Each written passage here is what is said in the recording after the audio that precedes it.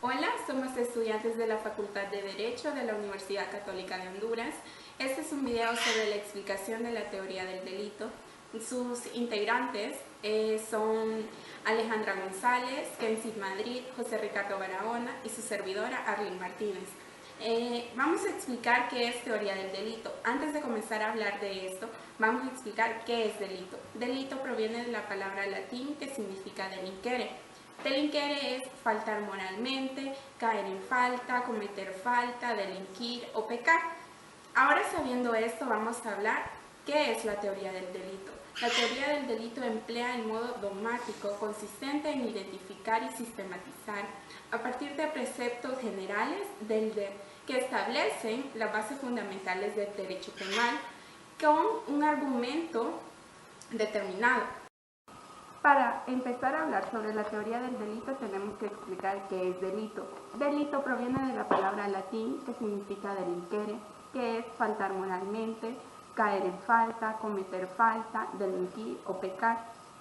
Ahora bien, ya sabiendo qué significa delito, vamos a hablar qué es teoría del delito.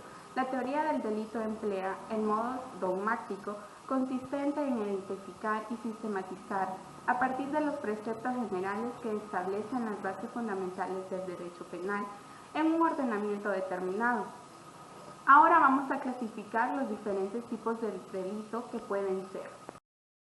Están las clases de delitos. Primera que todas es la de acción. La acción del comportamiento humano que puede suceder a través de razones de ellos o cosas que harán por alguna razón. Estas razones pueden ser por una violación, por un robo, un hurto, una prevaricación o una coacción. Violación puede suceder mentalmente, sexualmente y físicamente. El robo, como lo establece el Código Civil Penal, en el artículo 271, es cuando comete el delito de robo quien se apodera de bienes, muebles ajenos o animales incluidos, empleando violencia o intimidación en las personas o fuerza en las cosas. El hurto es quien se apodera de los bienes muebles ajenos y de los animales incluidos, pero sin utilizar la fuerza en las personas.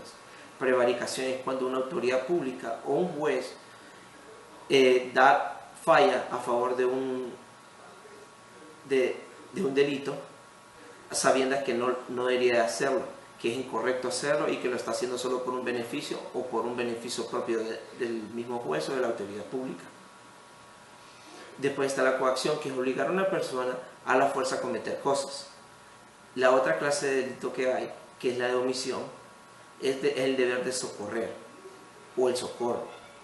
Esto sucede cuando una persona puede ver a un individuo en una situación peligrosa, entonces la persona puede tener todo el derecho a ir a buscar una autoridad pública. Se puede ser como el policía, el hospital, los bomberos, para que lo atiendan, para que lo socorran. Después sigue el resultado, que es el otro delito, la clase de delito, que es el homicidio. Todo lo que sucede va a tener una sanción. Y todo esto sucede, el resultado es por lo que hubo una violación, un robo, pudo haber un homicidio, pudo haber un asesinato, pudo haber heridos, pudieron haber personas que fueron afectadas económicamente o públicamente en sus vidas privadas. Entonces todo esto es el resultado y esto lleva a que se sancione. Después llega la clase de delito, que es la tentativa. La tentativa en los delitos de resultados que no se producen su resultado típico. Esto significa que un resultado al final de todo, digamos el homicidio, digamos que sucedió por X razón, actualmente no tiene una sanción para ese delito o homicidio que ha sucedido. Entonces, tentativa en otras palabras es decir que no hay una sensación para ese resultado que ha sucedido actualmente. Uno de los elementos principales de la teoría del delito consta de decir que es la tipicidad. ¿Qué es la tipicidad? La tipicidad se puede determinar como una acción en la cual es ilícita y para esta existe una sanción determinada. Un ejemplo de lo que es tipicidad se puede considerar como un homicidio. Un homicidio porque es una acción típica si una persona le da muerte a otra. Esta es típica porque lleva una sanción determinada. En el Código Penal vigente en Honduras, en el artículo 116 se establece de que quien diere muerte a una persona, este será privado de libertad de 15 a 20 años. Entonces básicamente podemos ver que se cumplen las dos ramas del derecho penal, tanto precepto como presupuesto o sanción o consecuencia. El precepto básicamente sería lo que es la acción, el homicidio que se está realizando. Y la consecuencia sería básicamente la condena o el castigo que se le dará a esa persona. En la tipicidad se puede determinar como de dos formas. Hay dos fuentes o dos elementos principales, que es la objetiva y la subjetiva. La objetiva es aquella que describe todo el procedimiento del suceso y la subjetiva es aquella que se determina por un dolo. Puede ser un dolo de manera voluntaria y de conocimiento o de imprudencia. Este básicamente dice o establece que puede existir una posibilidad y un riesgo de que éste se lleve a cabo y el riesgo de que la persona sea descubierta. El segundo elemento en la teoría del delito es la antijuricidad. Esta se define como aquel desvalor que posee un hecho típico, que es contrario a las normas del derecho en general, es decir, no solo al ordenamiento penal. La antijuricidad tiene 4 elementos. Uno de ellos es la legítima defensa.